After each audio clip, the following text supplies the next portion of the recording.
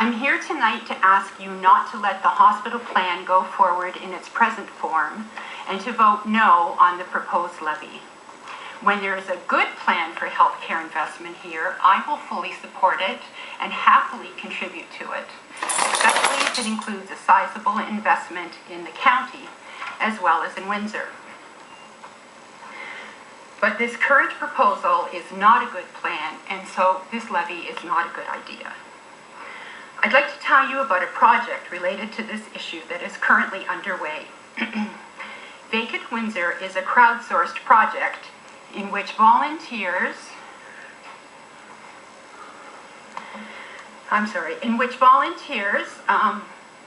are photographing vacant properties around.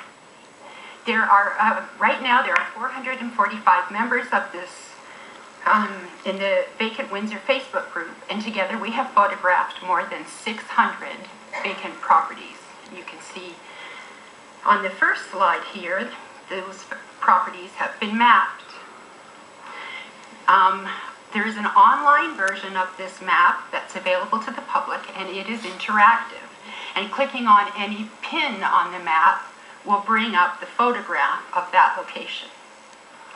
As you can see, we have many, many photos. If I turned our photos into a slideshow of 3 seconds per property, it would take 30 minutes to get through the show. In other words, you would need to sit for 30 minutes to see a slideshow of some, but not all, of the current vacant properties in Windsor. At our website, vacantwindsor.weebly.com, you can find links to the map, the photo album, and the Facebook group, and some more information. Why have we done this? Well, somebody in the media called us hobbyists. I can tell you, this is not a fun hobby. It's hundreds of hours of volunteer work has gone into this. And frankly, I love this city, and it's heartbreaking work. It's not fun. We're doing this because we're concerned citizens, and we want to build support for the civic leaders who will, sooner or later, have to solve this very serious problem. As you already know, urban studies reveal that every urban vacancy dampens the economic and social activity of an entire block. So this isn't a theoretical problem.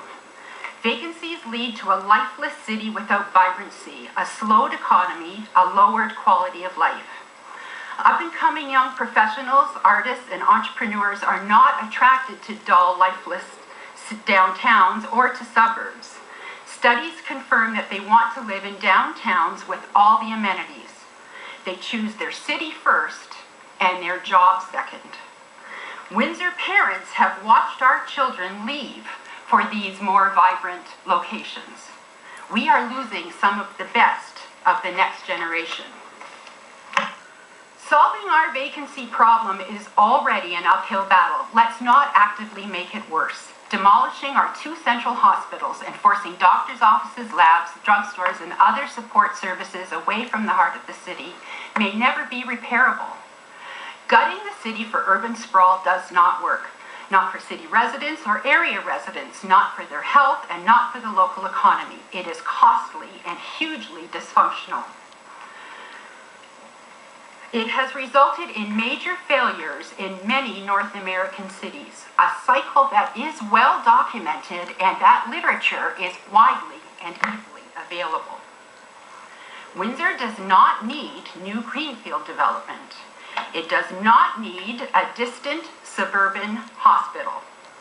What Windsor does need is to cultivate and improve the existing urban fabric and accessible health care, and in doing so, enhance the quality of life for all Windsor residents and all area residents.